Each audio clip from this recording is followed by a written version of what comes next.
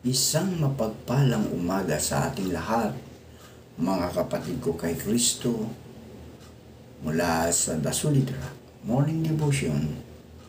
Isang kagalakan na muli tayo ay makapagbulay-bulay sa salita ng Panginoon sa umagang ito. Mga ilang minutong pagbubulay-bulay ng mga salita ng Panginoon upang papurihan at sambahin ang ating Panginoong Hesukristo. Tayo po ay manalangin. Ama naming Diyos na makapangyarihan sa lahat, marami pong salamat sa magandang umaga na iyong ibinigay para sa iyong mga anak. Maraming salamat, Panginoon, sa isang gabing nagdaan na kami iyong iniingatan sa aming pagtulog. Maraming salamat, O Diyos, sa muli mong pagising sa amin, sa muli mong pagbibigay ng buhay, ng lakas at ng karunungan.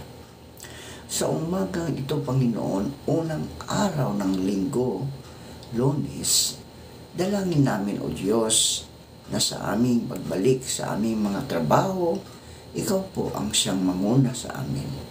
Ingatan mo kami, O Diyos, sa aming mga biyahe, sa lahat ng aming ginagawa. Lalong-lalo na, Panginoon, kapag kami ay nagbabiyahe patungo sa aming mga trabaho, ingatan mo kami. Ilayo mo kami sa anumang mga kapahamakan, mga pagsubok sa buhay. Bagkus proteksyonan mo kami, O Diyos, upang hindi kami mapahamak ang aming buhay, O Diyos. Panginoong Hesus, sa umagang ito, patuloy kong naalala ang aming mga kaibigan na may mga karamdaman. Abutin niyo po sila, O Diyos, at pagalingin mo upang sila, O Diyos, ay magkaroon ng kagalingan at mawanumbalik ang kanilang lakas na nawala dahil sa mga karamdaman. Amin ding inilalapit sa inyo, O Diyos, ang aming mga kaibigan na magsisipasok sa kanilang mga trabaho. Ingatan mo sila, O Diyos, upang hindi sila mapahamak. Ang mga kaibigan namin, mga nag-uopisina, Panginoon, ingatan mo sila.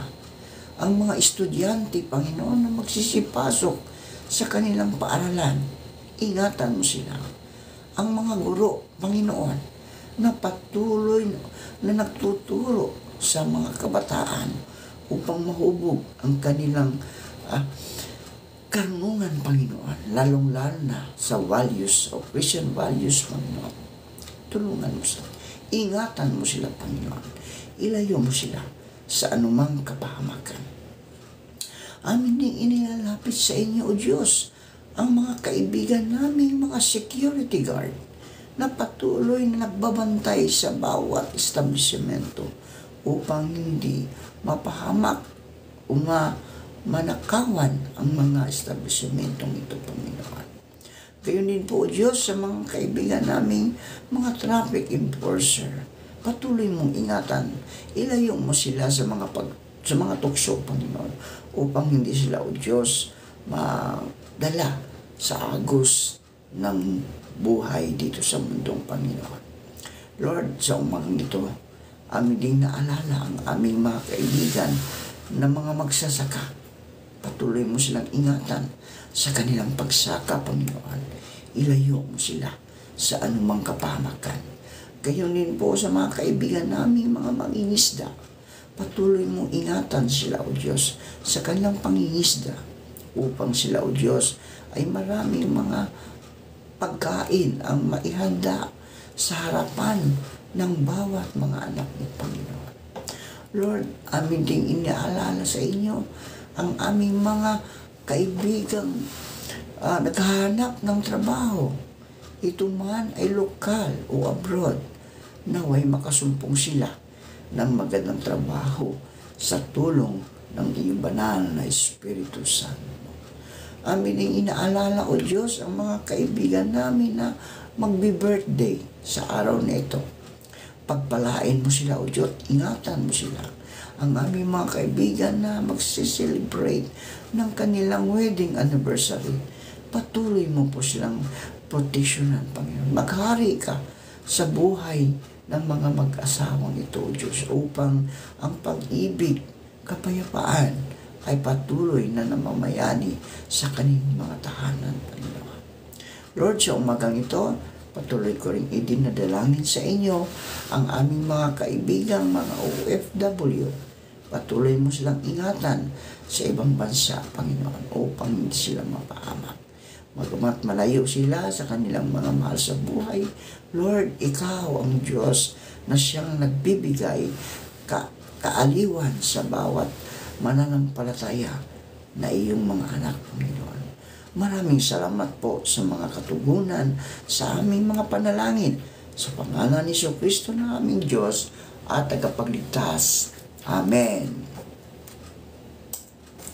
Ang ating pagbubulay-bulayan ngayong umaga, mga kaibigan, ay matatagpuan sa Pilipos, Kapitulo 1, talatang 27 hanggang 30. Ito po ang sinasabi: kinakailangang mamuhay kayong karapat-dapat sa Ebanghelyo ni Kristo upang kung ako ay pumunta riyan ay makita kayo o hindi man ay makabalita ako ng patungkol sa inyo na kayo'y ay nanatiling matatag sa iisang espiritu at iisang isipan at sama-sama ninyong ipinagtatanggol ang pananampalataya ng Ebanghelyo at hindi kayo maaaring takutin sa anumang paraan ng inyong mga kaaway. Sa kanila, ito ay maliwanag na palatandaan patungo sa kanilang ikapapahamak. Para sa inyo, ito ay sa ikaliligtas at ito ay mula sa Diyos.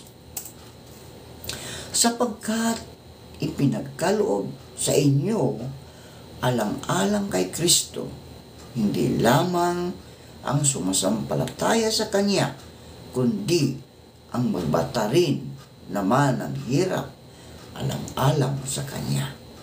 Nasa inyo ang pagkikipagbakang nakita ninyong nasa akin at nababalitaan ninyong nasa akin ngayon. Pinagpala na po tayo sa pagkabasa at pagkarinig ng salita ng Panginoon. Ang pamagat po ng ating pagbubulay-bulayan ngayong umaga, mga kaibigan, ay pagpapatuloy sa pananampalataya. Yan, pagpapatuloy sa pananampalataya. Sinabi ni Apostol Pablo na ang pagkakaisa ng mga Kristiyano sa gitna ng pag-uusig ay magiging tanda para sa mga kapwa mananampalataya at sa mga hindi naniniwala. Pilipos 1:28. Sa mga panahon ng pag-uusig ng mga sinaunang Kristiyano, mga kaibigan, sila ay gumamit ng mga simbolo ng isda upang maging tanda ng bawat isa. Ang isda ay itinuturing na isang simbolo ni Kristo at ang kanyang panawagan sa kanyang mga alagad na maging mangingisda ng tao. Ang bawat titik ng salitang Griego na isda o ichos ay isang paniniwalang Kristiyano. Ay salitang Griego para kay Jesus. Ang C para sa Kristo. Ang PH ay para sa Diyos. At sa iyong U para sa anak at S para sa tagapagligtas. Ang salitang ichos ay mababasa bilang Jesucristo, ang anak ng Diyos, ang tagapagligtas. Totoo Sa gitna ng pag-uusig, mga kaibigan, ang mga sinaunang mananampalataya ay nanatiling matatag sa pagpapahayag na si Jesucristo ang anak ng Diyos at tagapagligtas. Ito ang katatagan ng pananampalataya na nagmumula sa Ebanghelyo. Ito ay isang pananampalataya na hindi maaaring talunin ng takot. Ito ang totoong pananampalataya. Ang totoong pananampalataya, mga kaibigan, ay hindi basta biglang dumadating o isang pagmamay-ari lamang natin. Upang maging matatag sa harapan ng anumang bagay, ang ating buhay ay dapat na katulad at umaayon sa ating mga sinasabi. Ang hindi pagkakatulad ay katunayan lamang na ang ating pananampalataya ay hindi tunay na pananampalataya at mabilis itong sasadsad sa gitna paghihirap sa mga alon ng buhay. Ang uri ng pananampalataya na hindi nakakatiis sa mga pag-uusig. Hinihingi sa atin ng malupit na mundong ito na magkaroon ng matibay na pananampalataya. Ang ating pagkakilala na si Jesus ay Panginoon at tagapagligtas ay kailangang nagpapatuloy sa pagkukulay ng ating pag-uugali, pag-iisip, asal at pang-araw-araw na kilos. Ito ang tanging paraan upang tayo ay makabuo ng isang pananampalataya na magiging matatag sa lahat ng sitwasyon.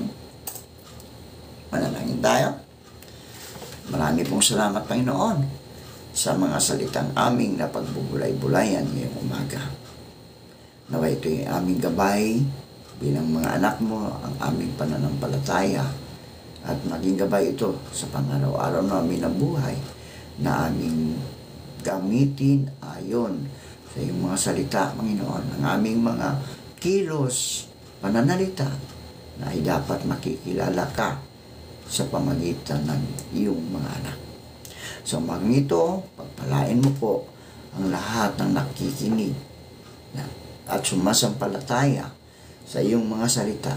Ingatan mo sila, Panginoon. Ano man ang kanilang gagawin, ilayo mo sila sa anumang kapahamakan. At tulungan mo sila, O Diyos, upang mapagtagumpayan nila ang lahat ng pagsubok sa kanilang mga buhay. Sa umagang ito, Panginoon, tulad ng iyong mga alagad, ako po'y nagpapasalamat sa iyong pagtitiwala at pagtawag ninyo sa akin upang patuloy sa gawain ng iyong anak na si Jesucristo.